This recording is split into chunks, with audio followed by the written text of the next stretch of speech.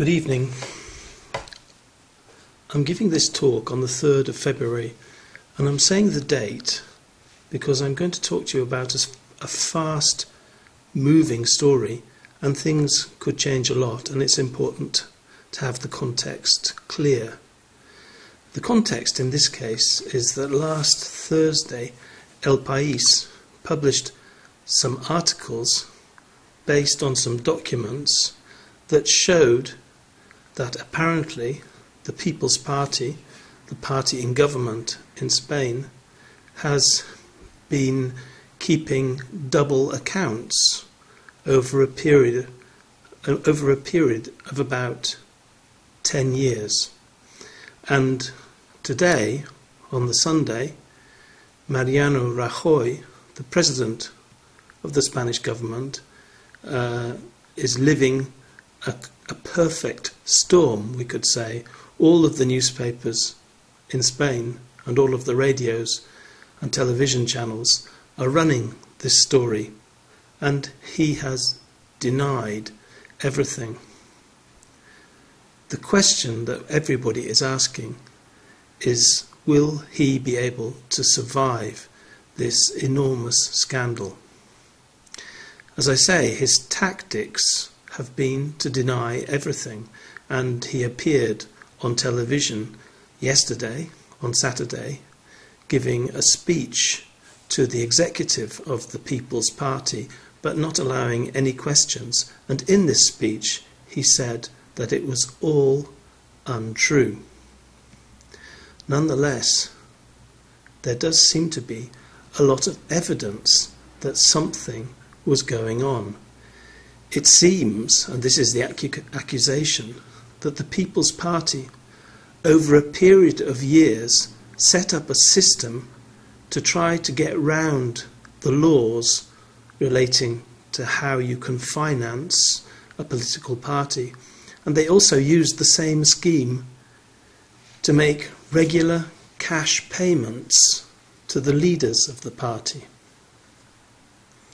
The chair of the party, Maria Dolores de Cospedal, has threatened to sue El País and any other radio station or TV channel or press publication that dares to publish these accusations.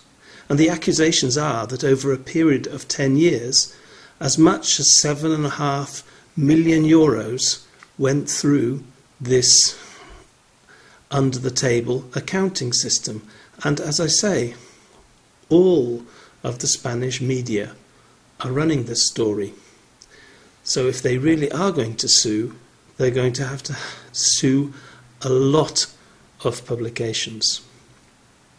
And they do have a certain amount of trouble, because some members of the People's Party, including the former Member of Parliament, Jorge Trias Sagné, has acknowledged that there were regular payments to leaders of the party, and that the documents published by El País seem to be true. Now, all of this is taking place, as you know, in a climate of horrible recession and cuts in public services and increases in taxation in Spain.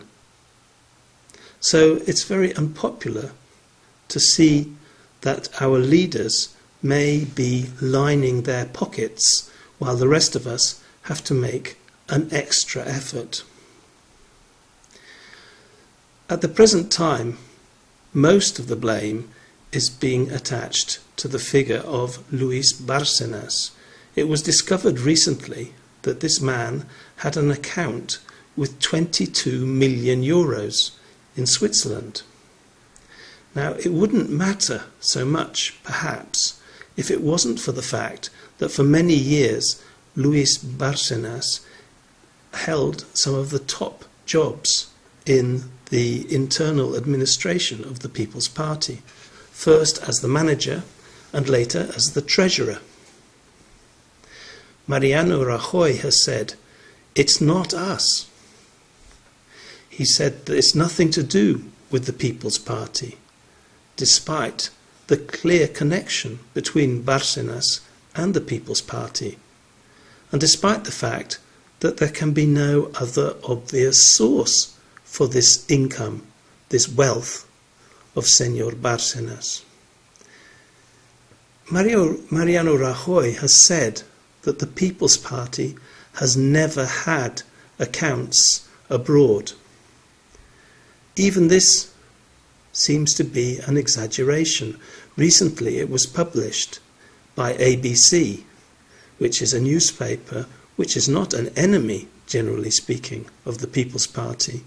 It was published by ABC that the People's Party, for several years, since 2003, had an account through a foundation of the party called the Foundation for European Studies, had an account in Luxembourg.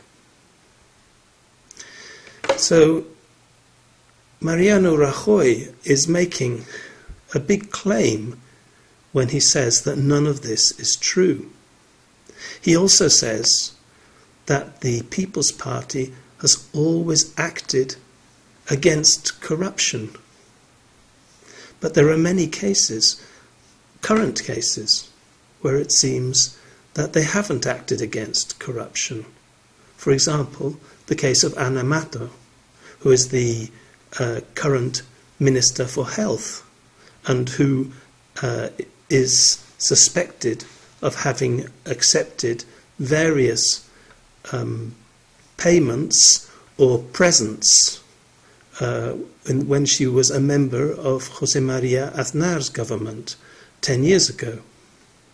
There's also the case, of course, of Luis Bárcenas himself, who until very few days ago, until January in fact, had access to services and an office in the People's Party headquarters and was effectively protected by the People's Party. There's also the case of Carlos Fabra, the leader of the People's Party in Castellón, who recently was released on bail, a bail figure of 4.2 million euros, setting a new record for the bail demanded for the release of a political figure pending trial. There are other elements to this scandal. Luis Bárcenas has admitted that he took advantage of the tax amnesty offered by the People's Party government last year to legalise 11 million euros without really anybody knowing where this money came from.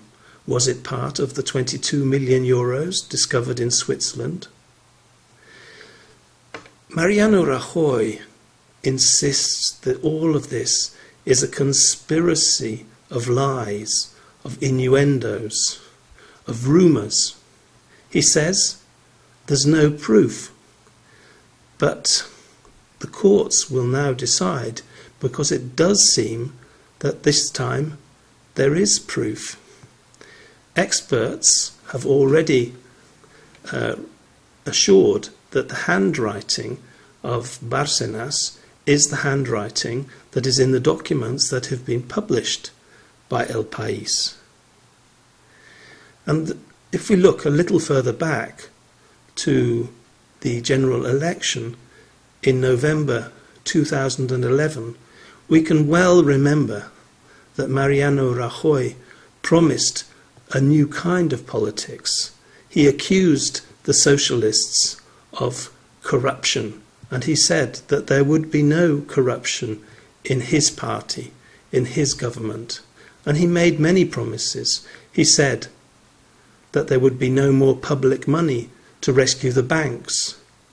He said there would be more jobs and less taxation. At this stage, it's very difficult to believe anything that our president says. I wonder what is going to happen.